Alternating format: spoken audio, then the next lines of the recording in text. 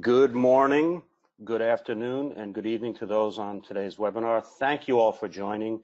This is the next in our MER Sapient series of webinars. Today's webinar, The Importance of Mitigating Risky and Non-Compliant Data at the Edge, is brought to you by Sherpa Software and the MER Sapient webinar platform. My name is Mike Salvarezza. I'm the Director of Content Development here at the MER conference, and I'd like to remind you that the next MER conference will be May the 20th through 22nd in Chicago, and it's not too late to register. If you've never been to the MER conference, we welcome you to try it out this year. If you've been before, we'd ask you to consider coming back, and we look forward to seeing you there. So before we get started, let me just review a few items with you. First of all, I want to make sure that everyone is connected properly. If you are just dialing in, audio is available. If you want to dial into the phone number that was previously provided to you. If you're having any issues at all during the webinar, technical issues, please try to use the chat panel in your GoToWebinar control panel, and someone will be able to help you resolve those problems. If you have any questions during the webinar, please use the questions box in the GoToWebinar panel, and the speakers will endeavor to address those questions throughout the demo, throughout the webinar, and if we run out of time, they'll endeavor to get to you after the webinar and answer your questions. Also want to let you know that at the end of the webinar, there will be a survey. We really value the input from all of our attendees in those surveys, so please take a moment to respond to those questions and let us know what you think of today's webinar. Also want to let you know that the webinar is being recorded. If you wish to share this with a colleague or a friend, someone who couldn't make it today, or if you wish to play it for yourself later on after the webinar, you will receive an email with a link to the recording, and you can access this webinar at any time. And finally, you will also receive an email with a certificate of attendance that will document your attendance at today's webinar. Okay, so without any further ado, I'd like to introduce our speakers. Today, I have with me Rick Wilson, the Vice President of Solutions and Strategy at Sherpa Software. Rick works directly with the CEO and the Director of Development at Sherpa to establish the organization's and the solution's strategic direction. He has completed information governance training certifications and also works closely with clients to shape the roadmap for Altitude, Sherpa's data governance and e-discovery SaaS platform, and you'll learn a little bit about that today on the webinar. Previously, Rick was a solutions architect, and he worked closely with sales in formulating solutions to address each client's unique business and technical needs. I also have with me Stephanie DiPaolo. She is the Director of Marketing for Sherpa Software. She's been with Sherpa for 7 years, and she's responsible for aligning customer needs with industry thought leadership, best practices, and helpful tools for all those in the records and data management landscape. So without any further ado, let me turn it over to Steph. Thank you, Mike. I appreciate those introductions. So let's quickly cover the agenda items for today. I'll provide an overview of Sherpa Software, then we'll dig into the risky data hidden throughout your organization and how much of that data actually resides on your end user workstations. We'll share a customer success story before diving into the solution demonstration. And there also has been time allotted at the end for additional Q&A as needed, but we're also opening up Q&A during the pre-recorded demo section. Okay, now let's get over to some Sherpa Software stats. Sherpa Software is the cost-effective solution for data governance, privacy and compliance, and e-discovery business needs. Starting in September 2000 in Pittsburgh, Pennsylvania, Sherpa has helped more than 3,500 organizations worldwide with award-winning software services and support. Sherpa's Altitude solution connects to more data sources than traditional platforms, leaves your data in place, and offers robust analytics and metrics while addressing core business needs. And Altitude has 4 main modules: data governance, classification, e-discovery, and reporting and analytics. From the management dashboard IT, legal, or compliance officers can set permission controls, gain a quick view of recent searches or policy results. From there, each module can be customized for the organization's needs. And with that, I am going to pass the mic to Rick Wilson, who will be covering today's topic. Rick. Thanks so much, Stephanie. Appreciate the upfront introductions there, and thank you as well, Mike, for getting us off to such a good start. I'm happy to be with you all today to share Sherpa's perspective on the importance of understanding what information your employees are storing locally, and most importantly, does that information contain any sensitive content which might be exposing your organization to undue levels of risk. And we all know that statistics can be cited to prove just about any premise. The information shown on this slide was provided by Ponemon Institute and a couple of other sources. Based on this research, you can draw the conclusion that even though many companies have a degree of information protection in place, that protection may not be complete enough to avoid a possible data breach. Fact is, most of our organizations operate in an information-driven economy. Every day, employees rely on documents, spreadsheets, email, PDF files, and any number of other content sources which are just not closely managed. Often, you hear the term dark data applied to this type of content, and the fact that it is not closely monitored means it can pose a high level of risk, especially when it's stored on a workstation. Even if you aren't a believer in analyst statistics, you don't have to look too much further than the news to recognize how expensive it can be when a data breach occurs. Just last Tuesday, Yahoo announced that it struck a revised $117 million class action settlement with millions of people whose email addresses and other personal information were stolen from their service. So data breaches matter. They matter to your bottom line, they matter to your boardroom, and they should matter to all of our IT infrastructure partners. That brings us to our first poll question. Okay, thanks, Rick. Let's go ahead and let's launch this first one. Okay, and the question, does your organization have a process in place to find, delete sensitive and risky data? Please go ahead and respond. We'll give you about 15 or 20 seconds to go ahead and cast your vote here.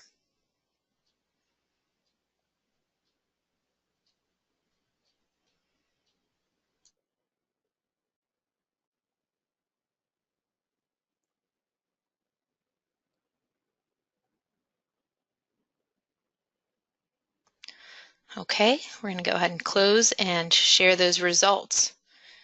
So it looks like the majority are not sure if there's a process in place.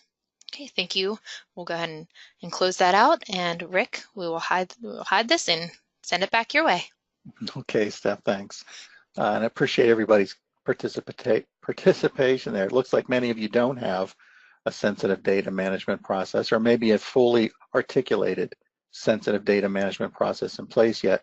Hopefully, some of the ideas that we'll cover in the webinar today will provide a framework that will help you remedy that situation. So when clients engage with us, they typically fall into one of two categories, either pre or post event. And in this case, I'm using the term event to describe a potential data breach. The terms you see on this slide describe the types of challenges often associated with each of those categories. Let's take a closer look at how automated tools like Sherpa's Altitude can help in either scenario. When clients embark on a proactive approach, their pre-event planning often begins with conducting a data inventory. That procedure helps identify content areas which may contain sensitive information. Results gained during the inventory process may be used to help categorize and ultimately determine what retention rules should apply to different types of information. I'll be talking more about pre-event planning in just a few moments, and I'll provide you with an example of how Altitude's data inventory process can help your pre-event planning during the demonstration. From a post-event view, the automation typically comes into play once the legal team becomes involved. Clients often need to search large volumes of information by applying specific criteria, like a defined date range, in combination with keywords, patterns, or expressions to help narrow their examination. Once responsive items have been identified, Altitude provides the legal team with an effective way to cull through that list, identify the relevant responses, then collect those responses so they can be imported into a review platform for subsequent processing. Our focus today is primarily on the pre-event side of the diagram. So here are some steps anyone can take to begin preparing their pre-event game plan. We've already mentioned this, but usually the first step is to conduct a data inventory, where you gather the metrics necessary in order to determine how serious your risk exposure may be. After you've identified those problem areas, you can label the sensitive content with a classification category, for example, confidential. This makes it easier to manage that content on an ongoing basis, since those classification labels can be used to power your automated retention policies. The process isn't terribly complex. What makes it overwhelming very often is the large amount of content which must be examined, and the fact that it may be widely dispersed across file shares, SharePoint, user workstations, or other repositories. In order to effectively implement that level of oversight, it's essential to have some automated tools in place. And that brings us up to our second poll question. Okay, let's go ahead and launch this second poll question. Does your organization have a disaster recovery plan in place if there is a breach? Yes, a strong plan, somewhat of a plan, no plan at all, or not sure. So again, we'll allow about 15 seconds to go ahead and answer your poll, and then we will share those results.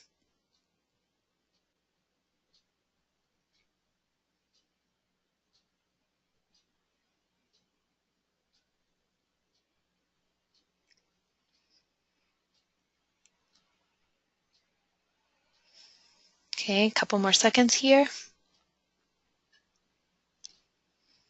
All right, let's go ahead and share those results with everyone. So Rick, it looks like it's kind of distributed here. There's 43% yes, a strong plan, some with somewhat of a plan, and another majority not sure. We still have some not sures. Well, that's great. We appreciate the feedback. It's so important to get sort of a metric on where you all stand. You know, deciding how you'll handle a breach when it occurs often depends upon how much you know about the content that's been compromised. Sherpa has several clients who are using Altitude to help them manage their pre-event exposure. Let me share a few real-life examples with you on how they use the platform. Example 1 describes one of our enterprise clients with a highly mobile workforce. They use Altitude to monitor close to 100,000 workstations. Their use case is to scan those employee devices for information contained in PST files and designated folder locations on the employee's hard drives. When that content exceeds its defined retention period, it can be automatically disposed of. The client in example number 2 is in the life sciences sector. Their business requirements make it critically important for them to retain information when an employee leaves the organization. They were already using Altitude to enforce their retention rules on mailbox content, and they were able to leverage that investment to begin exporting mailbox information into a PST archive when that employee departs. In example number 3, we're talking about a financial services organization, and as part of their ongoing data security monitoring, they use Altitude to scan mailboxes, network file shares, and workstations to make sure there are no social security or credit card numbers being inadvertently retained by the employees. And then finally, the client in example number 4 uses Altitude to help them prepare for possible GDPR challenges. I'm sure most of you have heard about GDPR by now. It's the European Union privacy legislation that was passed about a year ago, or came into effect about a year ago. So by scanning content for terms which indicate an EU address, this customer is able to identify and secure documents that might be relevant if they receive a challenge from an EU resident. Before we segue into the demonstration, I wanted to provide you with a quick architecture introduction to the Altitude platform so you can see how it might be able to address your particular pre-event use cases. Altitude is delivered in a software as a service model that clients access through a web-enabled dashboard. From that dashboard, administrators gain visibility to unstructured content across a wide variety of repositories. They can craft and enforce retention rules, classify information, or simply search it for e-discovery compliance. To facilitate that process, Altitude supports regular expression processing, and it includes several pre-built templates to help you get started. You can also supplement regex searching with words, phrases, proximity statements, and other refinements. Even though you administer Altitude from a web browser, it manages content at the edge, in other words, where it resides. To accomplish that, clients install Altitude connectors at the various endpoints they intend to manage. Typically, that deployment involves a combination of application servers for network-based resources and workstations. Once deployed, connectors initiate all of the communication between a specific endpoint and the Altitude cloud using secure encrypted HTTPS. Along with managing communication, they also host agent components, which are designed to access specific content sources. Altitude's ideally suited for clients who need to manage large numbers of workstations. Since the connectors communicate using HTTPS, employees don't need to be connected to the corporate network for enforcement to occur. Any internet connection will suffice. In addition, the Altitude installation process can be scripted, then silently deployed to a user device using a systems management tool. The connectors are designed to update automatically whenever new functionality becomes available, and they may be removed directly from the Altitude dashboard when no longer needed. In our final poll question here, we'd like to know if the ability to get more visibility and control over your workstations is something that's important to you. Okay, thank you, Rick. We'll go ahead and launch this third and final poll question here. Do you know if your end users are storing sensitive organizational data on their workstations? Yes, no, or not sure.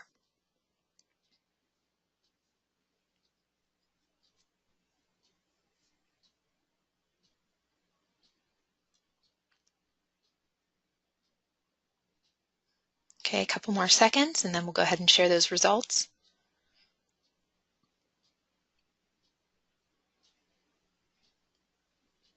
Okay.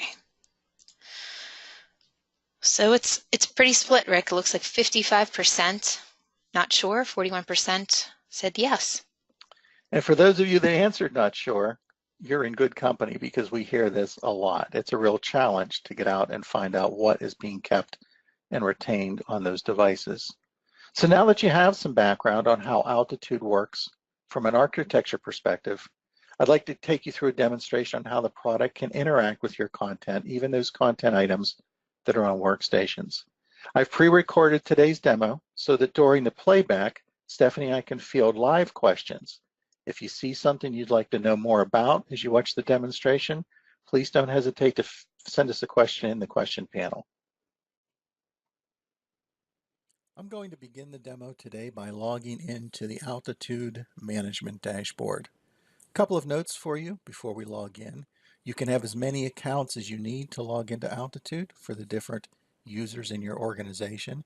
Each of those can have a role associated with it that will determine what that person is allowed to see and do after they log into the platform. One other thing to mention for those of you that have standardized on a single sign-on product, Azure Active Directory, for example, Altitude is SAML2 compliant, and you can easily integrate that into your Altitude subscription. As we log into the dashboard, you'll notice across the top there are blue buttons that provide access to the different modules of Altitude. If your subscription doesn't include a particular module, that button will just be grayed out. In the center of the screen is some information about your Altitude infrastructure. Keep in mind that the way Altitude works is this common set of infrastructure components that we're going to look at in a moment supply all of the functional things that occur in the modules.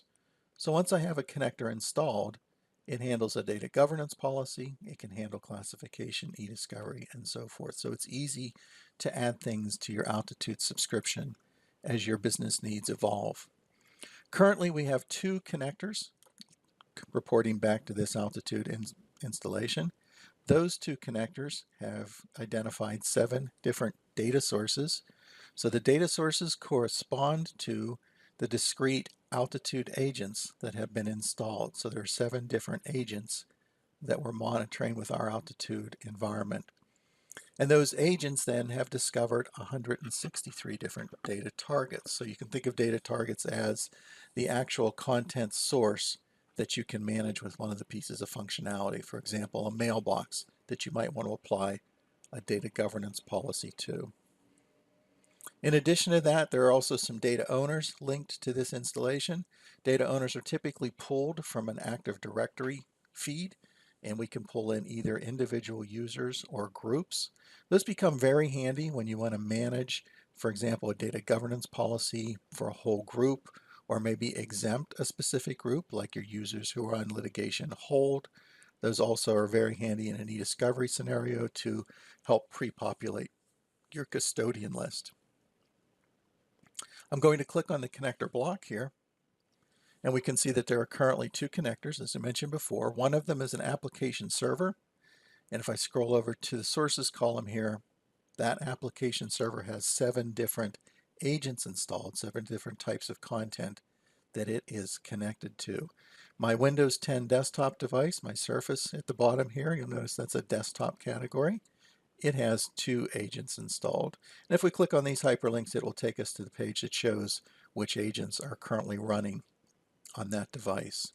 You might also notice in the targets column here, this Exchange agent on the server is connected to 60 different mailboxes. I've got 28 PSTs and so forth that are installed. Since we really wanted to focus on workstations for this example, I did want to show you typically what you'd see in a workstation environment is 2 agents. You may have the Windows File Path agent to manage, for example, a C drive on that machine, and you can see that I'm currently linked to that hard drive. You may also opt to deploy the PST agent if you're still trying to manage PSTs in your environment and be able to get some visibility into the PST area. One of the things that's really interesting about PSTs, if I go back here to the data targets for my workstation, I've got basically a PST inventory. So the altitude agent, as you install it and tell it to scan that hard drive, will provide you a list of the PSTs that it's able to find.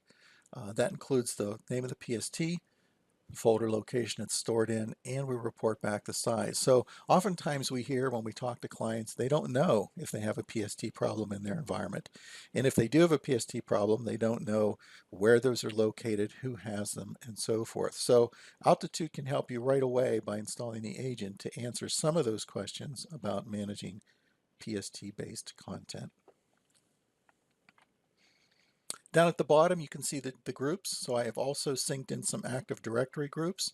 These top ones, call these dynamic groups. These are supplied by the application, so we automatically link or create a group to manage all of your Exchange mailboxes, archives, Office 365, and so forth. But down below, you can have groups that you create on your own. So these could be groups pulled from your Active Directory. They can also be a group that's comprised of groups. So if you, for example, have a set of users in your sales team that you want to apply a policy to, and 2 of those people get placed on litigation hold because lawsuits come in, you can apply the policy to the sales group and exempt either those 2 mailboxes or another group where you place all your litigation hold people. So a really flexible way of helping you manage large groups of content as part of the Altitude infrastructure. Okay, so let's talk a little bit about what you can do with Altitude from a content management point of view. I mentioned in the slides that we did earlier the fact that one of our customers is using Altitude to manage sensitive content on user workstations, identify it, and then take some kind of remediation steps for that information. To do that, they're using our data governance module. So in Altitude Data Governance, there are 2 different components that you should be aware of. One of those is called the workflow. And workflows are where we articulate the logic. So a workflow determines what is going to occur when a specific piece of content is examined. What criteria we look at, age, date, size, whatever that may be. And then along with that, what do we want to do once we've selected a piece of content? Do we want to create a report and show you that information? Do we want to copy it, move it, delete it? Any of the actions that are supported by Altitude are available in the workflow. And that's where we really orchestrate that process. Along with the workflow, then, there's also a policy link on the left here. Policies are the execution engine for your Altitude data governance workflows. So when you put a workflow into a policy, you set some parameters about how that workflow is going to run, and you also tell it what to run against. Run against the workflow against these users, these groups, these devices, whatever your specific business use case is. I'm going to show you all this in just a minute, but I wanted to give you a bit of background to help understand it. So you notice in my list here, there's a number of workflows. We do have a workflow store with a number of templates that you can use to get started. Things like social security numbers and birth dates, credit card numbers, some combination of all of those resources, and many others are available from the workflow store. But you can also build these workflows from scratch using an editor application that we provide. So I'm going to hop over to the workflow editor for just a minute, running on one of my virtual machines, to kind of step you through what a workflow looks like and how it works. So this is a workflow that was designed to search for different types of sensitive content and then create a data inventory showing me what those results are. We talked a little bit about this in the opening slides earlier in the presentation and how valuable these data inventories can be to help you determine, do you have a problem? What's the scope of that problem? Where is the information that we need to contain and manage? So this would be the first step, kind of laying that workflow process out in the editor application. Our workflows look like flowcharts, as you can see. So there are different steps inside each sequence, and the sequences appear at the top here. Sequences roughly translate to the hierarchy of the content source. So for email, you'd see things like a mailbox level, a folder level, a message level, an attachment level. The example that we're looking at right now was designed for file shares, whether that file share occurred or if it was resident on a network or it was on a user workstation. It doesn't really matter at this point because we treat it as just a file system. So this workflow begins by examining each path that we assign it to. And again, that happens when we add it to the policy. We'll tell it what paths to look at here. So after the path is assigned, we move to the next step or sequence in the workflow, and we begin to examine the folder. Now, for my demo situation here, I was zeroing in on some specific folders in my test environment. And you can see here on the right, I've applied some filtering to tell it to look at just specific folders on my hard drive. I'm going to open this up in edit mode for just a moment so you can see what these filters look like. So in my case, I'm only doing matching items, which would be these two folders. But in a real production scenario, especially in a workstation, you might want to only use non-matching folders. So that would allow you to exempt things like the typical systems folders on a Windows workstation. C:\Windows, C:\program data, program files x86, and so forth. Typically, most of our customers don't want to scan those system level content folders. Although you can always look at the entire hard drive with Altitude. Very often it's more, you can get much more performance by just ignoring those system areas that are sort of repetitive from workstation to workstation. So in our case today, we're zeroing in on two folders specifically. If I find one of those folders on the machine that it's assigned to, it moves to the next level in the sequence, and I begin to examine the files. Same thing holds true at the file level here. At the moment, there's no filtering applied, so I'm looking at every file that is found in one of those two folders. But if I wanted to make this a little bit more specific and look for files with a specific attachment or a specific extension in the name, I could do that by adding a filter to identify that restriction. So in this case, if I find a file in the folder, I move to the third level, which is the file level. And you can see in these green blocks, we're starting to evaluate content based on the information contained in the file. So this block actually tests the contents of a file. You can see here it's searching the information inside the file. So we'll open the file and we're applying a regular expression check. In this case, that's a regular expression check for Social Security numbers. You'll notice this is sort of a true-false kind of a decision block. If we find a Social Security number, we go down the true leg. We set a placeholder to tell us that this was possibly a Social Security number we found. And then we also place an entry on the report that tells us a little bit about that file. Where did we find it? Name of the file, folder path, which test was it? In this case, Social Security would be plugged into that test triggered. The actual text from the file that we thought appeared to be a Social Security number, and the last time it was accessed. And we could go on and add additional columns to the report. These are all the different pieces of information that you could select to add to the report itself. If we don't find a match with a Social Security number, the workflow goes out the false side and it examines the file for the next test. In this case, did it have content that might be relevant to GDPR? So we're doing a GDPR term test. And if we don't find any content matches there, we move to the third test, which is a credit card test. Both of these are doing the same thing. They set a property that tells us what type of a hit, a credit card, a GDPR, and then they save information about that file match for us. So any of these blocks can be modified. They can also be added to. So for example, in addition to creating a report here, maybe we want to move this file. So we could bring up an action block. We could select the move file action, and we could relocate this file to maybe a secure area on the network instead of being on a user's workstation device. Likewise, there are a number of things that we can test the file or the message for in an email scenario. So if I bring up a decision block, you can see there's a number of properties that we can evaluate. How old is the file? Does it have a certain extension, a certain date range, things like that that we can evaluate as part of our test in addition to these regular expressions. One final note on these content tests. This is a regular expression check, of course, but you can also combine this with words or phrases. So it could be must contain, match the Social Security number and contain the words SSN or social or security or something along those lines. So the test can get really sophisticated in terms of what they're going to evaluate. So this would run through every file in those two folders that we designated earlier. Then execution goes back in the workflow to the root sequence, and we save that list to the database in Altitude. So it's going to create a new report.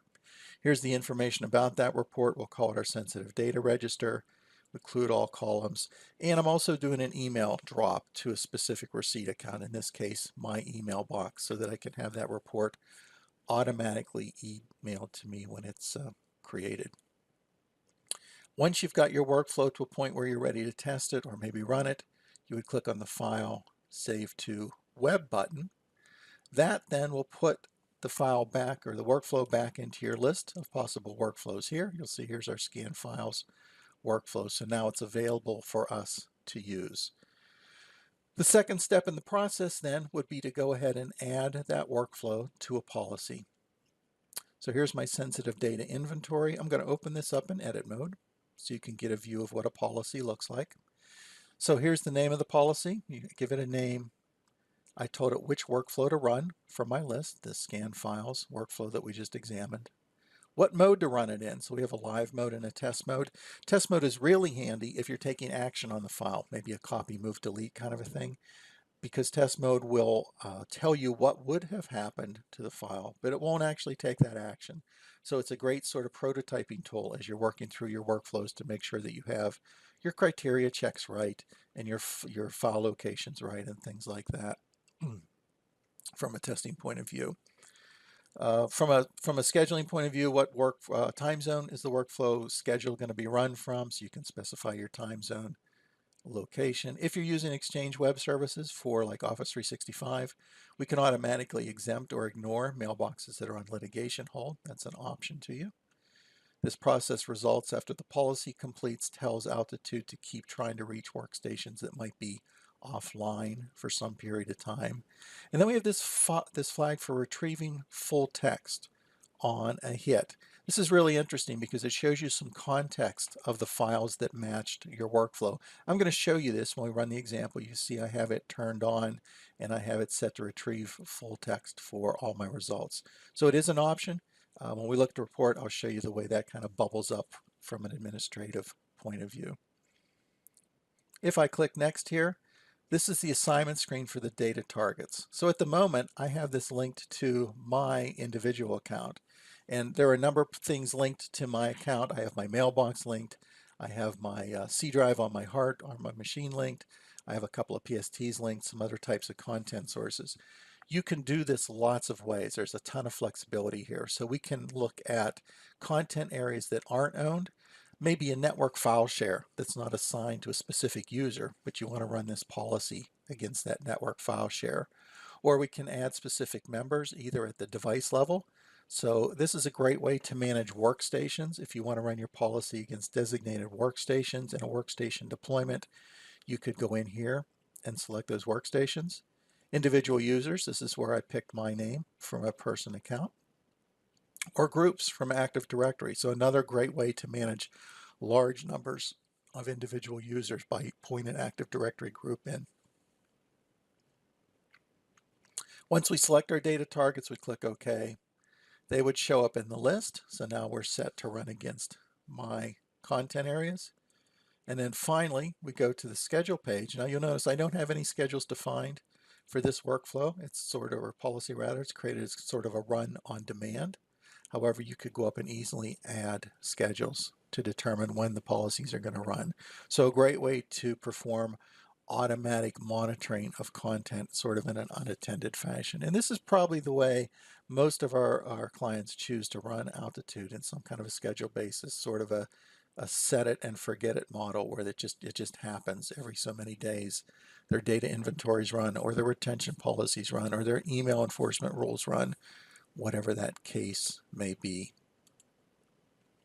Then you would click update or save. That's going to put the workflow and the policy back into the policy area. So now it's available for us to run, and we can select it on the left here, go up under action, and kick that policy off to get it running. When it completes then, at least the example that we looked at, is going to generate a report. That report's going to bubble up over in the reports and analytics portion of Altitude. So I'm going to hop over to that area for a moment, open up my reports on the left here, and move down to the My Reports section. So here's my sensitive data register from the last time it ran. It found 25 items when it examined my workstation, and we're going to open up that list. So here are the files that triggered one of those tests that we looked at earlier. What was the name of the file? Which folder path did we find it in? Here's the type of text that it triggered. And then if we look over here in the suspect text, this is what we call the snippet. So this is a snapshot of text around where the hit occurred, with the hit itself bracketed in square brackets. So in this case, the word Ireland is the one that hit or placed this item on the report. So it triggered one of my GDPR tests because it had the country name Ireland rather, in the results. Now I told you when we set the policy up, there's a way to bring back a full text view of this document. And if I click on this little pink icon, I can get a view of, in this case, what that spreadsheet looked like. So if I scroll over to the right here and maybe kind of run down the list,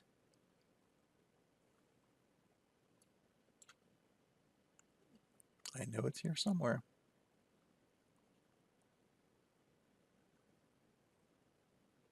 You could see where that Ireland occurred if we have enough time to go through the whole list here. So the idea here is, if you're going to show this to a manager or a subject matter expert who might be giving you an opinion about whether or not this is data we need to be concerned about, you could give them a login to Altitude.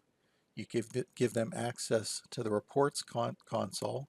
They could come into Altitude, review those items on the report, and if you want to go one step further, they could actually mark the ones that they think need to have some action taken on them with a label. So if we click this little label paradigm, it attaches a tag to that item. That tag then can be interrogated in a subsequent workflow. So as an administrator, I could go in and create a workflow and say I'm going to run it against the items that are on my sensitive data register.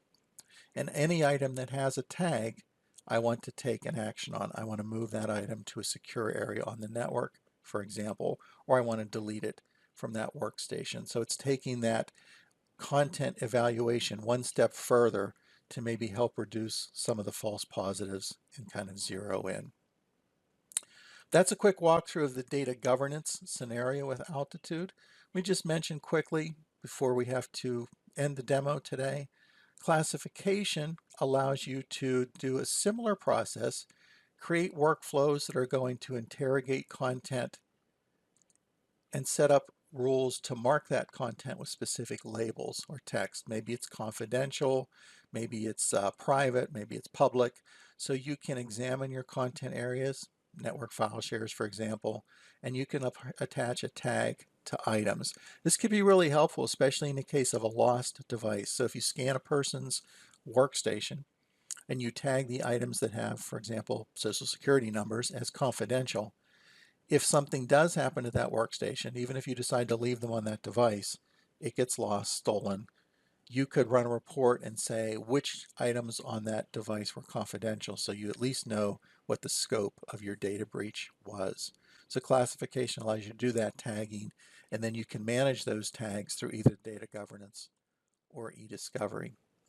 E-discovery itself allows you to do that sort of legal use case we talked about earlier, where you can create a matter, associate it with custodians, notify those custodians that they've been placed on litigation hold, remind them periodically, search for specific content based on criteria, and then be able to examine those search results, determine which ones the lawyers need to look at a little bit closer, and then collect those for additional processing. So that's the way e-discovery works. And then reporting analytics, we've already looked at the My Reports area, which shows you these custom reports that can be created through an Altitude workflow based on whatever parameters you specify. So you're in full control of those. In addition to those, there's also a standard reports area that gives you information about your content.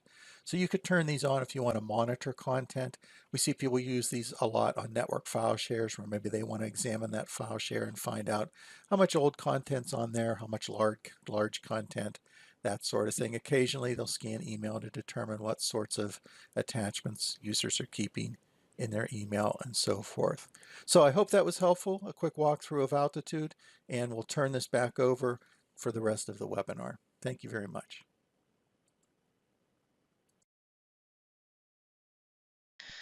Okay, so that was our solution demonstration, and thank you, Rick, for that. We are going to turn it over to Mike to cover a few more slides related to MER.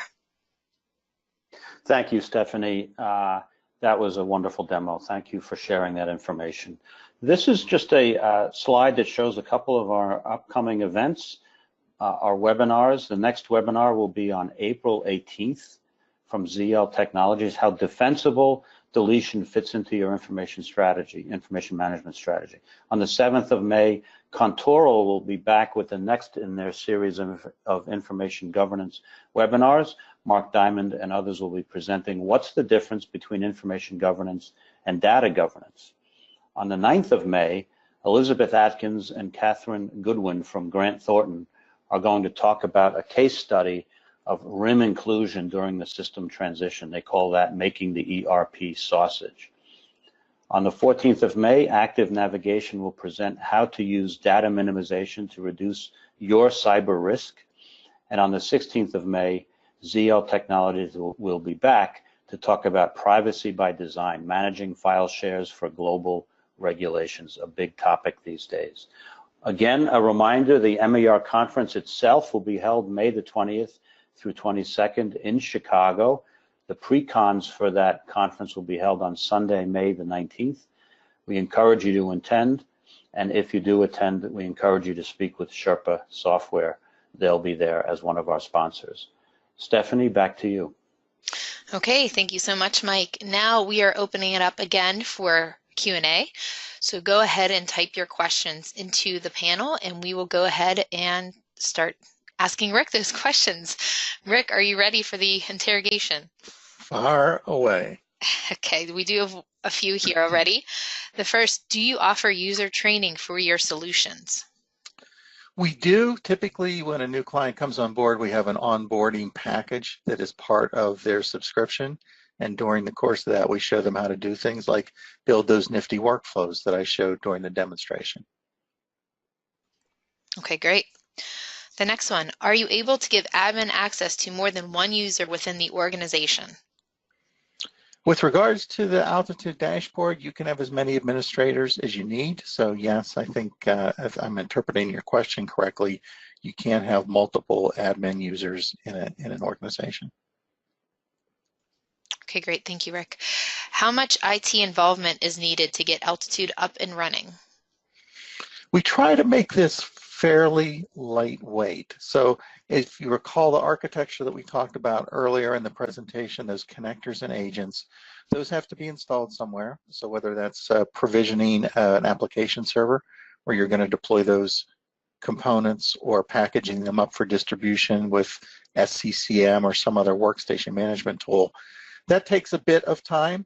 I usually tell my IT admins to kind of block a week's worth of time. That won't occur in one condensed block. Usually that's spread over several sessions because typically there's some work with installing a component and letting it run. For example, go discover a set of data targets on workstations and so forth. So somewhere in that time frame, it's a fairly lightweight implementation for IT pros in terms of their time requirements. Okay, thank you. The next one, how do I set up a customized demonstration with you? Yeah, there's contact information. It'll be at the end of the presentation here, or you can get to us through our website at sherpasoftware.com, and there's a link there to request a demonstration. We'd be happy to help with that. Okay, great. The next one, do I have the ability to share results from a search or policy check? You do. There was actually, I didn't get a chance to show this during the course of the pre-recorded demo, but there's actually a share icon on the policy where you can share it to another user who has access to your Altitude dashboard. And then of course the other option is you can, I showed how you can do an email distribution. You could send that email to a distribution list and have multiple people receive a copy of, say, a data inventory automatically when the Altitude policy generates it. Okay, great. I think that is all the questions that we have. So Rick, thank you for answering those ones. Just a reminder to everyone that to please complete our brief survey at the end. There's just a few questions. So once we close this out, if you could just answer those, we'd greatly appreciate it. As Rick mentioned— Hey, Stephanie, this is Mike. I just wanted to, I think there was one other question that came in at the very end. Okay. Yeah, I do see a question here in the question panel. Let me just kind of get to the top of. If you find a file held by an individual and move it, do they usually notice or object? And then a kind of a corollary to that also, do you search employee-owned devices? Don't they object? So let me answer the second part of that first. With regards to searching employee-owned devices, it's largely an organizational thing. In many cases, the kinds of things we're doing from policy enforcement are being mandated or dictated by the legal department or the legal team within an organization. So they typically are the ones that handle that. You know, becomes a condition of an employment that your device is monitorable, for example. So you're right. Sometimes that's not open or applicable in certain organizations. And then if you find a file held by an individual, do they usually object? Again, typically company policy comes into play and they often don't have the ability to object, but we also provide that provision where you can advise them ahead of time that they're out of compliance and warn them that this is about to happen and then give them some grace period before it actually takes place. So a couple of ways to handle that particular concern. Okay, great. Thank you for catching that, Mike. If you have any more questions, go ahead. We have a couple more minutes left. If not, like Rick mentioned, our contact information is listed here. There's www.sherpasoftware.com. We have a Contact Us page. You can call us toll-free or email info@sherpasoftware.com, and we can go ahead and schedule that customized one-on-one demo. You should also be receiving materials from MER as well as Sherpa Software. So it doesn't look like any more questions have come through. So that is all. Thank you all for joining us, and thank you, Rick, for that wonderful demonstration. Yep, my pleasure. Thank you all. And this is Mike. Before we close off, I just want to thank you, Stephanie, and thank you, Rick, for presenting this webinar today. This was very valuable information and a very valuable demonstration of your product. So thank you very much, and thank you all to the attendees.